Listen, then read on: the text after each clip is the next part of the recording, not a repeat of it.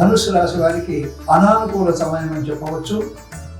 తరచు ప్రయాణాలు, వృధా భ్రమణము, ఆర్థిక ఇబ్బందులు, మానసిక వ్యధ, అదేవిధంగా మరి నిందారోపణలు పడడము, మరి వీరికి కష్టము నష్టాలు సంభవించేటువంటి అవకాశం మెండుగా ఉంది. కాబట్టి వీరు ఉగ్రం వీరం మహావిష్ణుం జ్వలంతం సర్వతోముఖం నృసింహం భీషణం భద్రం మృత్యుర్మృత్యు నమామ్యం అని లక్ష్మీ నరసింహస్వామి అనుగ్రహం వల్ల వీరికి మేలు జరిగేటువంటి అవకాశం ఉంది.